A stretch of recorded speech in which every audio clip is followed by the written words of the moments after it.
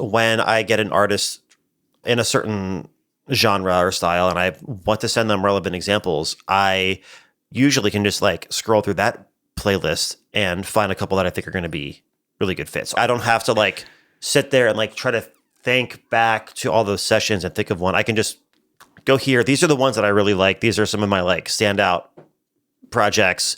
Let's start here. Let's look at this and see what I can find. And if I can't find it there, then I go to that big full discography playlist that has, 1,000 songs on it. And then I can just keep scrolling till one jumps out at me that I think fits that description. Yeah.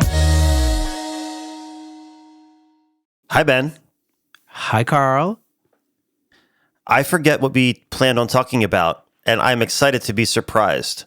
So please. Let me tee you up. No banter. We just get straight into it. We're gonna just go right for it. I think if we did banter, it would be me complaining about how tired I am from my daughter being up all night last night, and I don't know if the listeners want to hear about that. They might, but they also might not. But I've been down that road, so you have my empathy. I appreciate that. Well, today we thought we'd talk about what to put on your portfolio playlist because. Yeah, there is the method of just like everything you've ever worked on Spotify, here you go. But that might not be the best method. Maybe it is a good method. Or even if it is the method, like which songs do you put first? And what are you trying to showcase to people who might want to hire you to mix their song? Mm-hmm. So, we thought that would be a good topic to talk about. So, Carl, what are your initial thoughts when it comes to curating the perfect portfolio playlist? I have a lot of thoughts. Number one, I don't know if the perfect portfolio playlist exists. But I think I have a lot of different portfolio playlists for myself. Do tell. Okay. Maybe I'm crazy. And they all serve different purposes. So I have the portfolio player on my website, which I specifically have, I think I have 6 songs on there, but they're all chosen because they are stylistically the most in line with the kind of artist that I want to be working with. So it's very like, I always talk about how I love working on music with big catchy vocals, massive rhythm sections, and lots of little nerdy nuances. And those songs have that. Now they're in a kind of a variety of genres and variety of feels, but they generally have all of those traits. And I'll get more specific about like the website portfolio in a little bit. But I have that one. That's the one that is kind of like if somebody's coming to my website and they don't know me super well yet, then that's going to be a good, hopefully the best first impression, to attract the kind of people that I want to work with, or the kind of music I want to work on. Mm-hmm. But that's only one of the playlists that I have. I have another one that you mentioned, having one that has like everything you've ever played on. And the reason that I use that, I have it and I actually keep it private. Like it's not a public facing playlist. I have that not just for myself to kind of remember what I worked on, because I know especially as you get longer and longer and further into your career, it's very easy to forget the songs you've worked on. So it's a way for me to remember that. But also I use it specifically for when I want to either tell stories about things that I've worked on, tell stories about lessons that I've learned in sessions. And I can easily go back through that. And if I know I want to make some content today, I want to like tell a story, but I'm not quite sure what I want to talk about. Or maybe I have a topic I want to talk about, but I don't know, I can't think of an exact example to use. I pull up that playlist and I can just scroll through and just see what jumps out at me. And they all kind of just act as like a reminder for me. And I'll be scrolling through and I'll be like, oh, yes, I remember this session I did.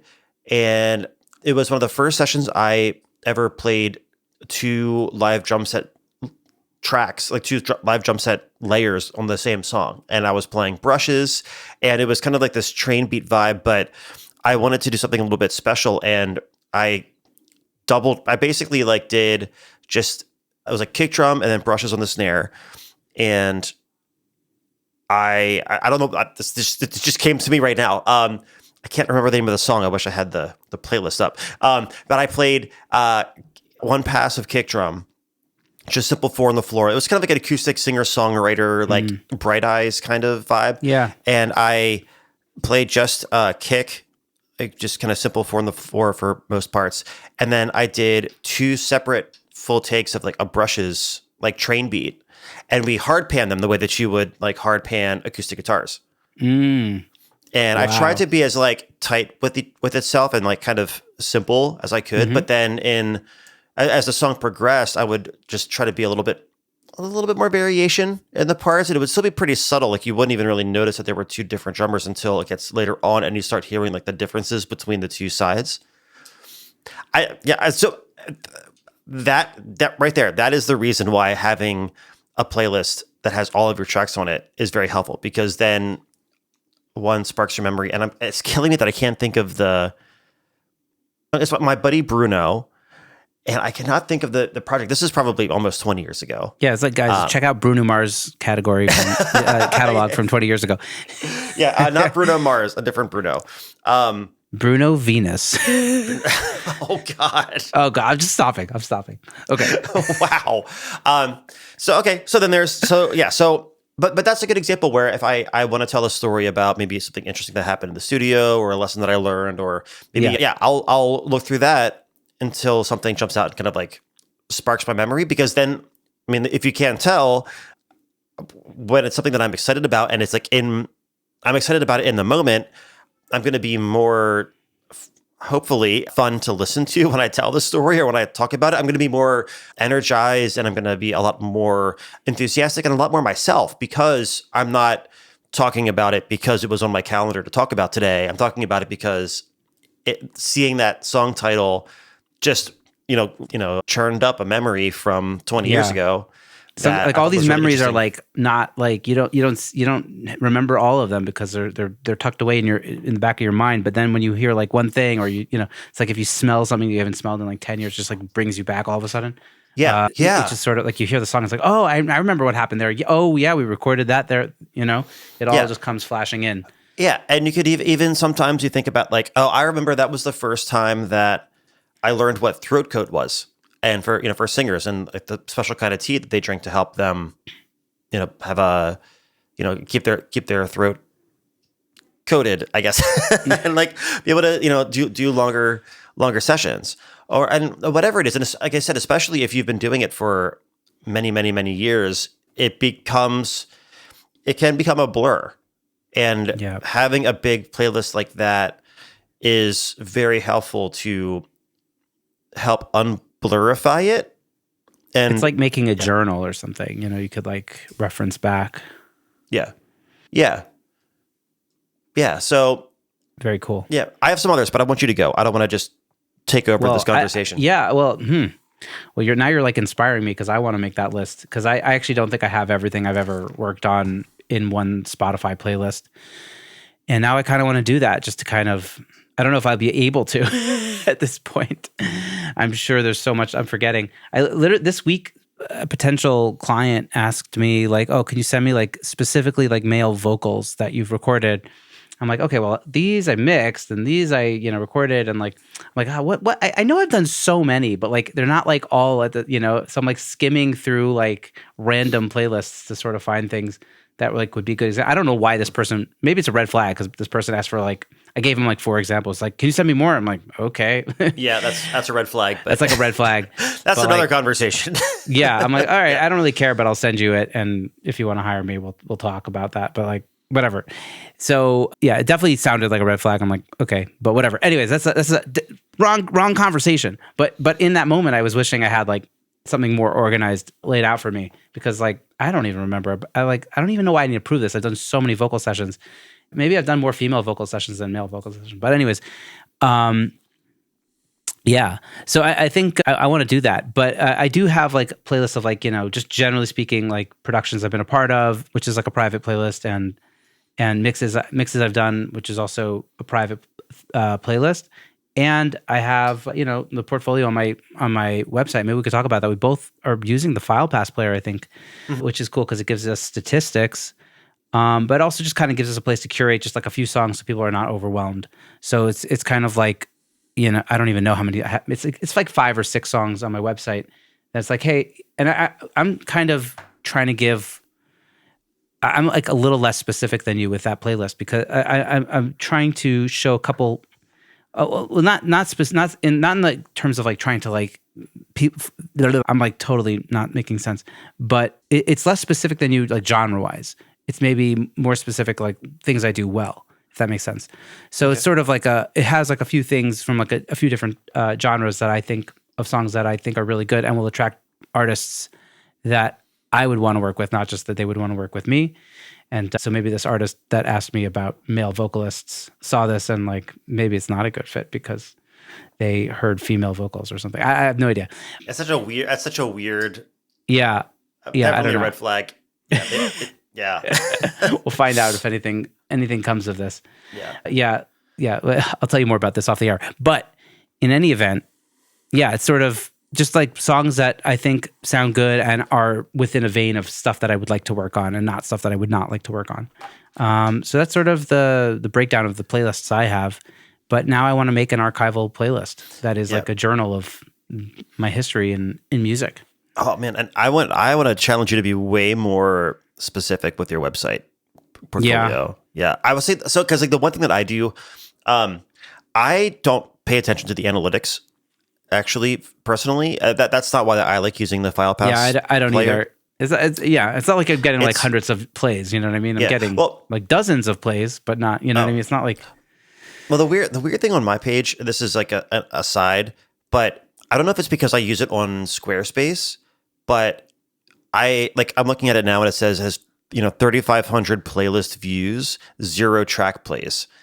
And I know that's not true because I've tested it out many times. So like it's just not registering that. But that doesn't bother me because I don't really care. The thing that I like it for is the fact that I'm able to add a description in the title of it. You can name it whatever you want. You can name the file whatever you want. So I try to describe the song before I list the artist and the song title.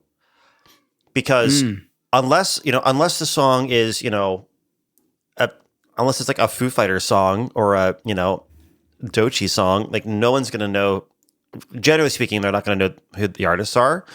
And what I do is, for example, I have one here, the very first song on my playlist, I'm pulling it up on my computer here. I'm also pulling it up.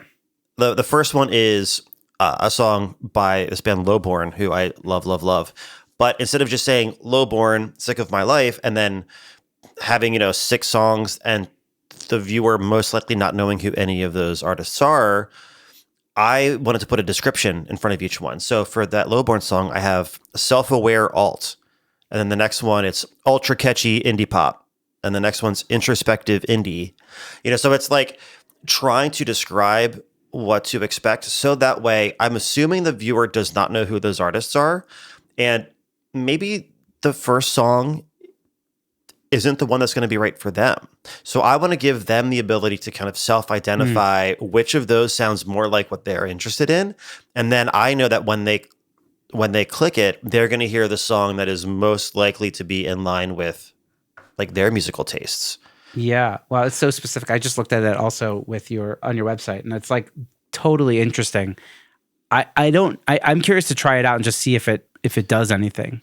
Yeah. I would probably not do it in lowercase like you have it. No, you can stylize it however you want. Yeah. But I do think it is an interesting way to do it. Yeah. I'm gonna experiment with this. Well, this is also like I don't even know what self-aware alt is. I've never heard of that genre before. What is that? Well, that's the thing too. Like I tried to do like some sort of adjective genre.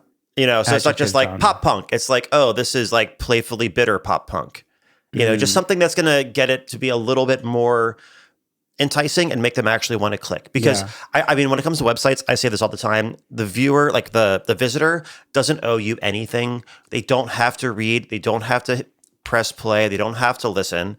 So if you can compel them to want to do it, then you're giving a more likely chance that they're going to actually listen. So for your portfolio player, it's like super important that we actually make them want to listen to it. and give them reason to, and give them reason like to that. like click and maybe even listen to more than one song instead of just seeing it, not recognizing any of the band names, and then just hitting play on the first one. And then maybe it is right for them. Maybe it's not. And if you happen to have, if you're if you have a lot of different styles that you work on, a lot of different genres that you work on, and you're a fairly versatile producer engineer, then this enables you to showcase that versatility while still allowing the viewer to start with the one that's going to be most likely to choose their own journey instead of like. Yeah, I really like that. I'm gonna try to mess around with this. And like the first one is like melancholy, indie pop or something. Yeah. I don't know. I'm like thinking out loud here, but this is definitely a way to kind of showcase something a little like if they don't like the first song, it might be the wrong. You might be steering somebody away who would want something that's more aligned with the second song or third song or whatever. Yeah. So very cool. I like that. I learned something today. Thanks, Carl. Hey, anytime. So do you have any other kind of playlists you do? Because I still have more. I got so many. We did like the whole like mixing reference playlists, but that's not really curated for potential artists to work with you. I right now I don't. That's it. It's just the productions, mixes, and the portfolio playlist on my website. That's all I have. What else could you possibly have, Carl? Like I don't know. Am I missing something? Well, this is another internal one, but I have at any given time I usually have 4 playlists, like 4 portfolio playlists. So one is the one on my website, which is going to be the most succinct and only has like 5 or 6 songs on it. And then I have on the website below that player, I'll have a, listen to more songs on Spotify, has a little button. And I have a Spotify playlist that has, I think, probably like 50 or 60 songs on it. That is, there's still like kind of like a highlight reel, but it's a lot more of a variation, or not a variation, a lot more like breadth of stuff that I've worked on. And I don't really expect too many people to actually go to that, and that's okay. That's just kind of like more for me, so that I have songs when I get an artist, in a certain genre or style, and I want to send them relevant examples. I usually can just like scroll through that playlist and find a couple that I think are going to be really good fits. So I don't have to sit there like the example when somebody asks for like examples of male vocals that you engineered. This way I don't have to like sit there and like try to think back to all those sessions and think of one. I can just go here. These are the ones that I really like. These are some of my like standout projects. Let's start here. Let's look at this and see what I can find. And if I can't find it there, then I go to that big full discography playlist that has, 1,000 songs on it. And then I can just, keep scrolling till one jumps out at me that I think fits that description. Yeah. So cool. So there's that. And then the last one that I have, I keep an on running like year to date playlist of releases that came out. That just helps me, well, for 2 reasons. It kind of keeps me excited about projects when they come out. And it keeps me like, not excited about the projects, but it keeps me thinking and staying in the habit of adding songs to that playlist. And at the same time, when I'm adding it to that one, I can also add it to my full discography playlist. So there was that initial giant pain in the ass trying to remember all the songs I've ever worked on and putting it into a playlist. But then now it's like, okay, when a song comes out or a podcast episode comes out, I just immediately will, like this morning we had, we're recording this on a Tuesday, and this morning a new episode came out, and first thing I did went to Spotify, added that to my 2025 playlist, added it to my full discography playlist of the podcast. Yeah. So you're adding the podcast to the year in review in addition to songs. It's on the same playlist. Yes. Well, this is like private facing. This isn't like public facing. This is just like all the stuff that I've worked on. So that way, again, like if somebody, if I need to send somebody a podcast episode, if they're, had a question about, kind of like mixing philosophy about the mix bus or whatever, I can just go back there and I can find it very quickly and easily. Or if I'm thinking about like, oh, I want to do a little recap of clips from podcasts I was on, it's easy for me to remember like the Secret Sonic stuff because we're doing it every week. But maybe there are others that I was a guest on, Right. and Yeah. I don't want to like completely forget that I was on, Home Studio Hangout and like completely forget about it and then be like, oh crap, there was so many really good clips in there, like in the conversation that we had. So Right. yeah, and because it's private facing, like it's just things that have been put out into the world, so I can not have to try to remember them all because I will never remember them all. Right.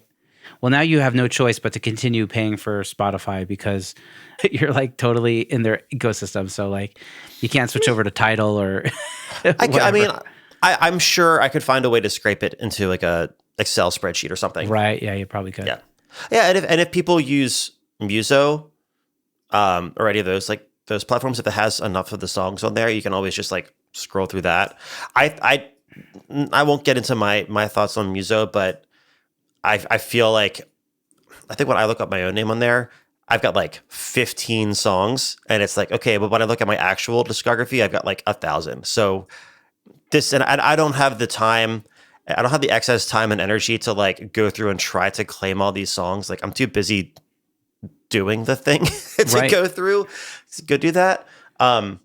Yeah. Plus, Yeah. plus That sounds like a major pain in the butt. yeah. And also, plus I just feel like every engineer that I know is somehow in the top 5% of engineers, but that's a whole nother story. That's just like a, That can't possibly be. yeah, yeah. Every time I see that, I just laugh to myself. But yeah, so I've got one on the website that explicitly gives them a little hint about the style and what to expect when they hit play.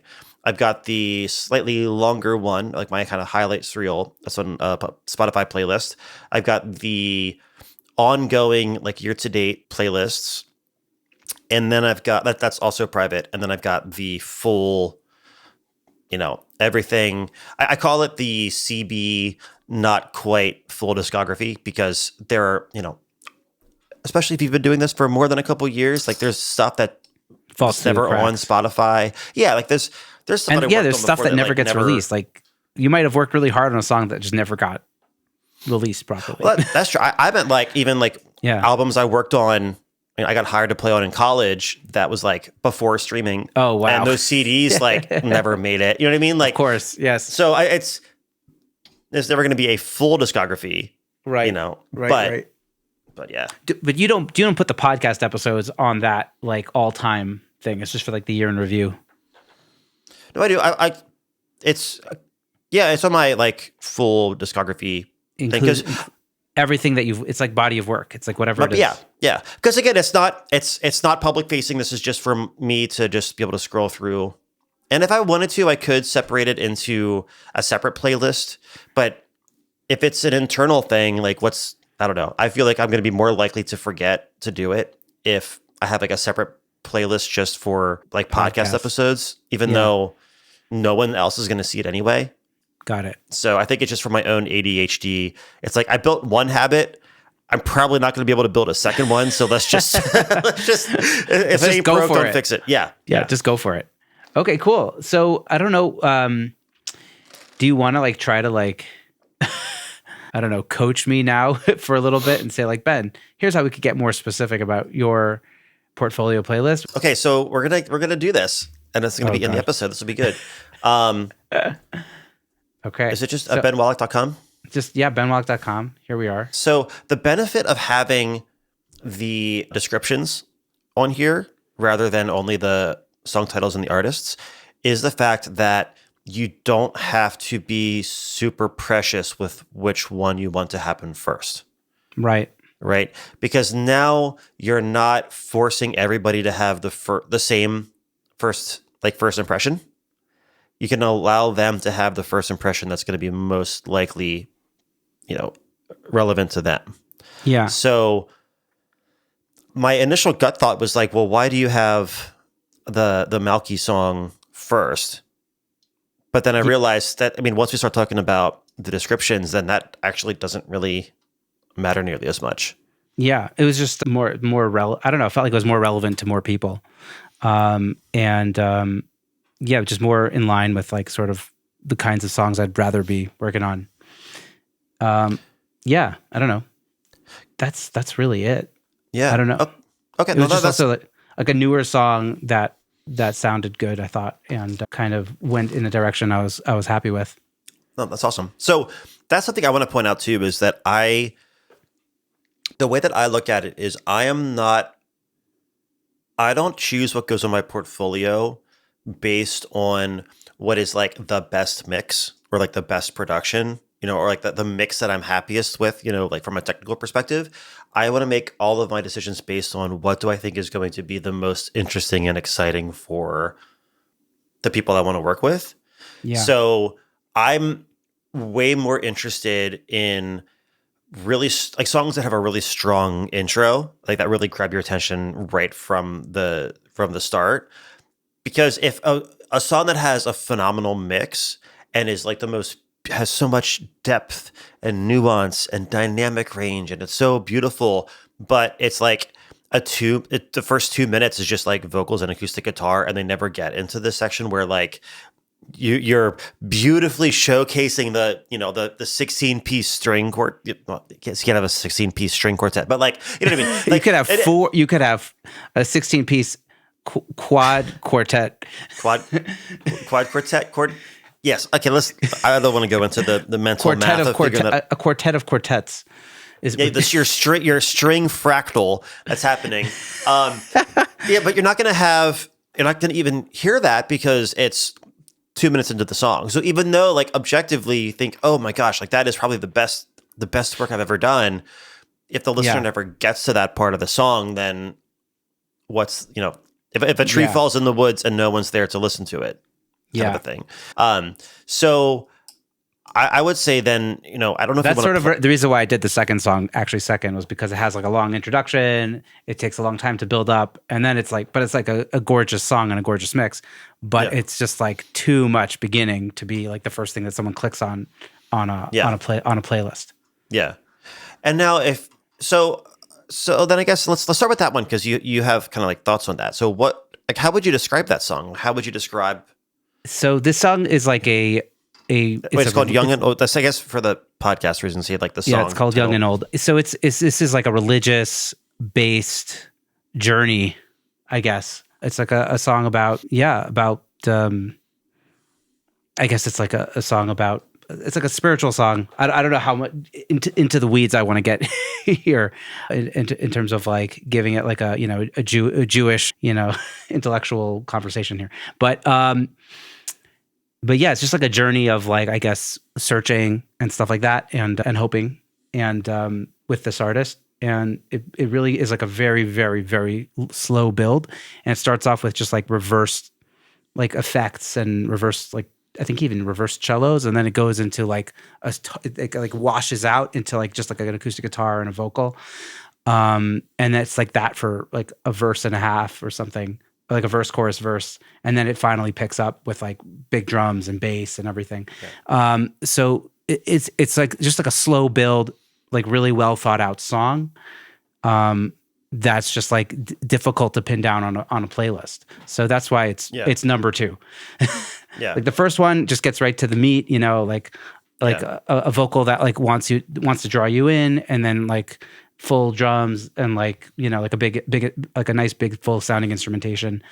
At least maybe not at the very beginning, but quickly enough, So that's sort of where I was going with that. It was like, oh, let me show people what I can do on like a technical level, and then let me show you something that I could do on like a more. If you have time, if you want to get to the second song, let's listen to something like really big, Yeah. So let's think of a way that we can describe that second song in as concise of a way as possible that lets them know what to expect when they hit play, and the people that want that, when they want something that is like dreamy and introspective, then when they click that, like if they want that, they're going to go there first, and maybe not. So like I could say like, dreamy, introspective, spiritual. I don't know. That would be like maybe the way to describe it. It's like spiritual plus like, but also it's like sort of folky. So it's like, I don't know, like spiritual, folk rock or something.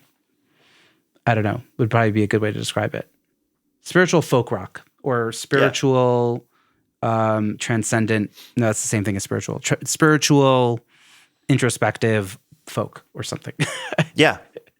And then I would just say, like, as silly as this might sound, just like try that out, see how long it is. And then if it's like too many letters to fit, then go to thesaurus.com.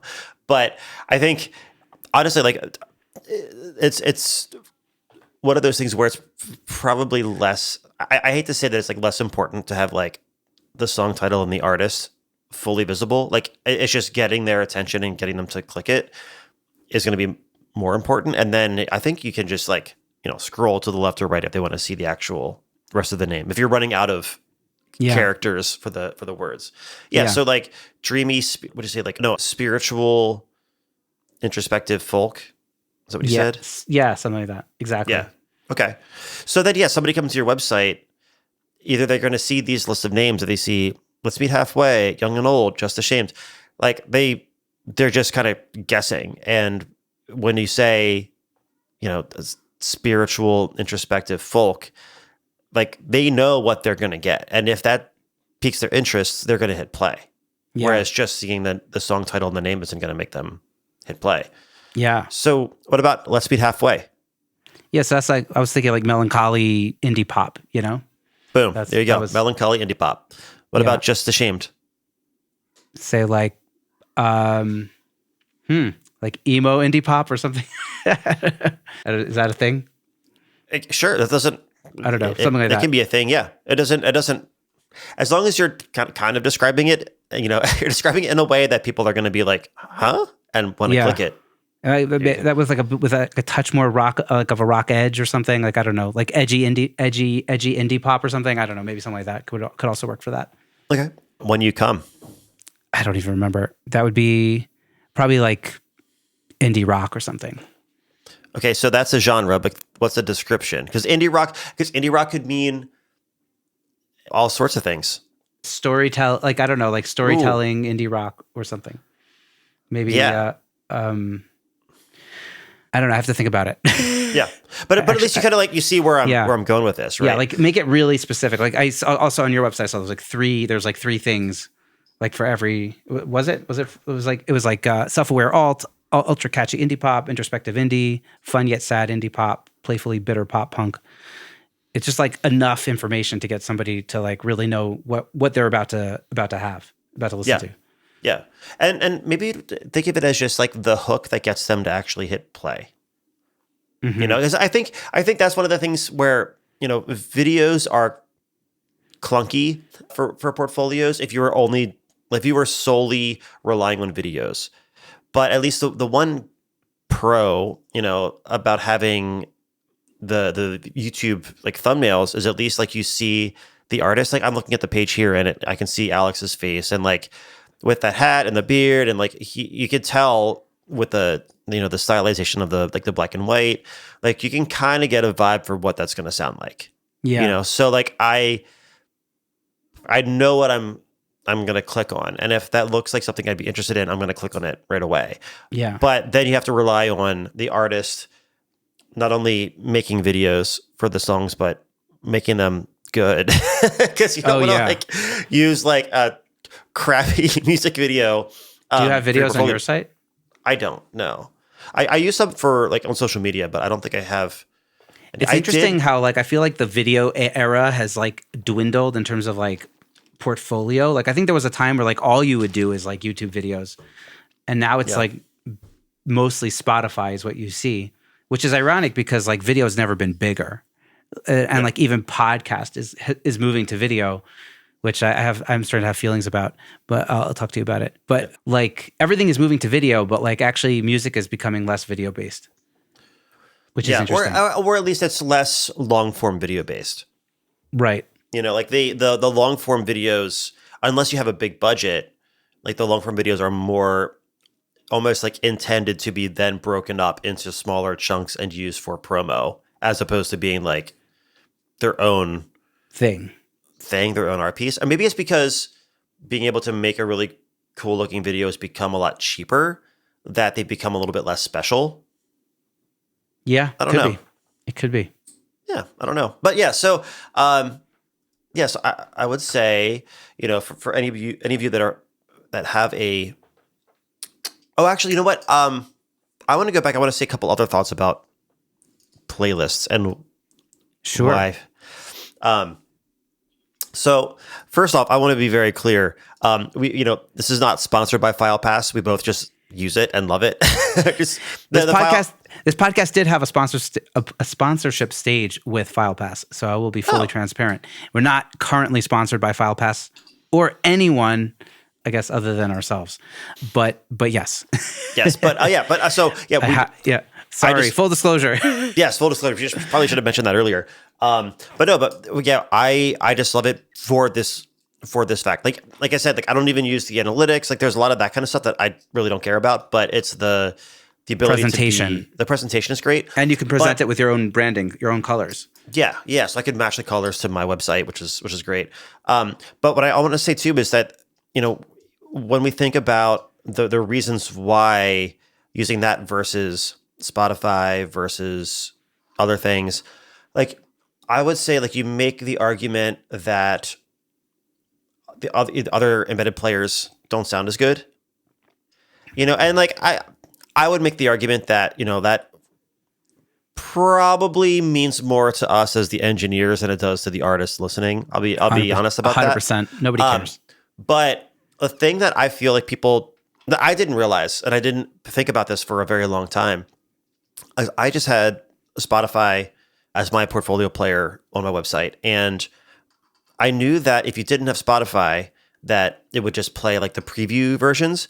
But because at the time I was really, really focusing on people like in the indie pop world, and that's what those artists used to listen to. Like I feel like different scenes have their different preferences for their streaming platforms.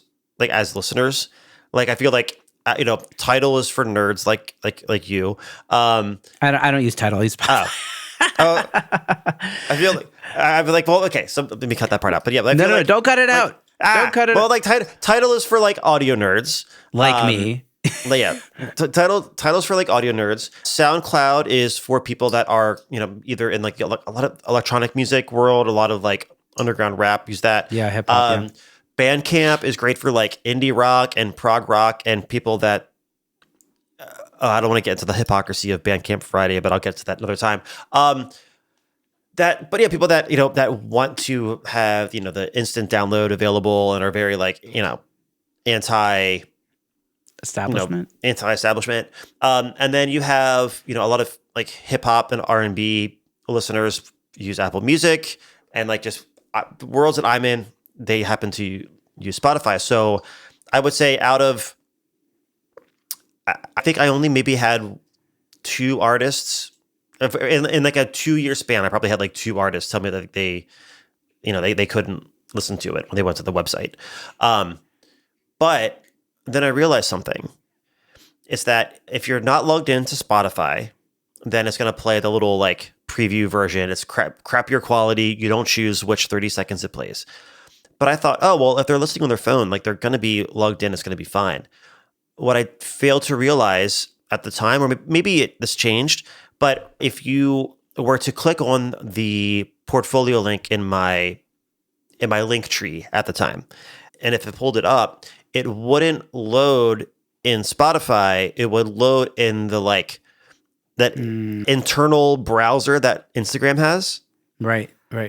And you're not logged into Spotify in there. So even if you have Spotify on your phone, you're actively using it, and you're signed in, if you go to the link from Instagram, which is where 99% of my clients first find me, then even if they're all logged in and everything, they would still get the crappy 30 seconds, So that's what finally changed my mind and got me to check out the FilePass. And then when I realized I could just name it whatever I wanted to, I was like, mind blown. Yeah. Mind blown. Then it was like, hell yeah, we're in. Let's go.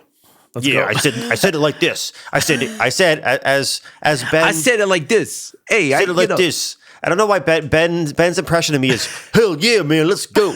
Like, I don't think I've ever said that phrase ever in my entire life. Like even whatever weird accent that was, even the accent aside, I don't think that's a phrase I've ever said. It's fine.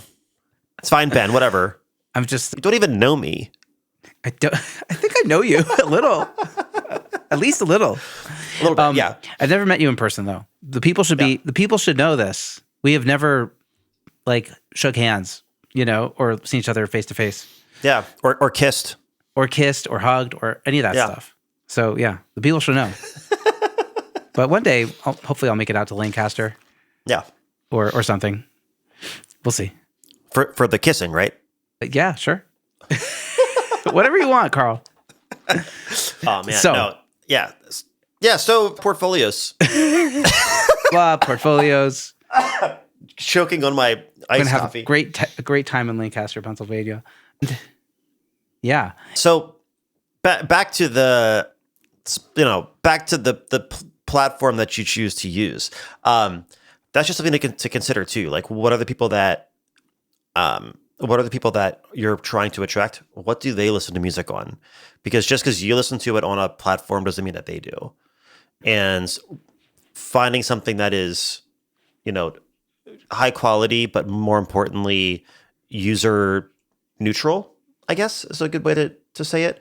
I think that's what you should try to do. So I don't know how good or clunky some of the like Squarespace, Wix, like WordPress, I don't know how clunky their like in-app, streaming players are, but definitely take into consideration, the presentation of it, because it's not just the music itself. It's what can you do to make the people feel compelled to actually listen to it, and how can you make it not just look good and feel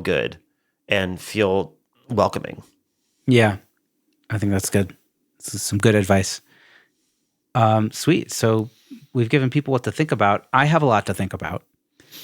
I'm going to make, I hope I'm not like lying, but I hope I'm going to make a big archival playlist of all the stuff I've ever done, because I do want to do that. I think that'll be really fun to compile, and especially and also just moving forward. So don't feel like you have to do it in one sitting. Like when I first did it, I mean, because no matter what you do, no matter how hard you try, you're gonna forget stuff and eventually think about it. Be like, oh yeah, I forgot about that, and then add it to the playlist. And that's okay. Like, don't think that you have to climb Everest in one day. Yeah. I'm also thinking that there's like a lot of stuff I've worked on is in like the very Jewish camp. So like the religious Jewish world. And it's not necessarily the genre that I'm most passionate about working on. Yeah. However, it is a genre that consistently comes back to me. And so I'm thinking about like, maybe I can partition like two different playlists, one of like, secular or neutral music, and one with like specifically Jewish stuff. So there's like more and different things I could compile in there for different kinds of artists who might be looking to work with me. Cause like some people are very specific about what kind of Jewish stuff they want to do. And I probably have done that, but I'm not actually curating that. And I may or may not want to work with them, but it may, yeah. So anyways, just like to give myself like more like sort of like, how we have the track stacks, which go into the auxiliary bus. Like it gives me like more levels of control in order to like present things to people. Yeah. If that makes sense. I think Is that a helpful analogy? So that's like things that are percolating after this conversation in my mind. Yes. And I really definitely can try out this super descriptive playlist idea, because I think it could be really cool. Yeah, I think it'll. I don't know if it'll necessarily change, dramatically. It's one of those things where like I don't know. It's going to be so hard to measure the benefits of that, but it will change my life, is what you're saying. It will definitely change my life. I guarantee that there's at least a 60% chance that your life will be different the next day after you wake up. Yeah. I mean, I'm not claiming it's going to be different due to anything that I'm doing or saying, but right. Yeah. Okay, I'll take it. Well, Carl, any last words before we wrap this episode? Do you have anything else you want to leave listeners I would just with? challenge everybody. I think also, my last thing that I'll say is a portfolio is a living, breathing organism, and it's okay to change things. It's okay to update things. I mean, obviously we think about like adding stuff when it comes time, but you can also take stuff off.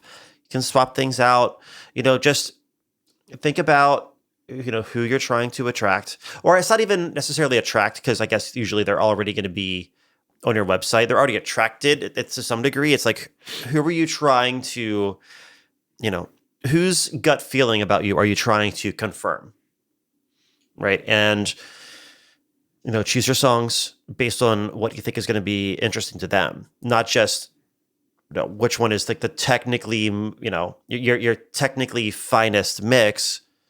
Because one could be like, well, the mix isn't, amazing, but the song's really good. So they're actually going to enjoy the song. Right. Who cares? Like, who cares if it's like, Right. At the end of the day, the song is more important than the mix. So. Yeah. And also if it shows that, if it's a song that you like more too, like it's going to showcase your taste and the kind of things that you're really excited about working on. Yeah. And if all you're doing is like showing stuff that is technically really good, but you don't like it, what good is that doing for you? Yeah. Very cool. Yeah. Wow. So Carl, I think this was a good episode, and it's fun to see you and to learn from you. I feel like I was learning a lot today. So that's fun. Thanks for letting the coffee kick in and letting me rant about an absurdly large number of portfolio playlists. You heard it here, folks. Well, Carl, I guess until next time, right? Yeah, until next time, Ben. Awesome. Looking forward to it. Bye, Ben. Bye, Carl.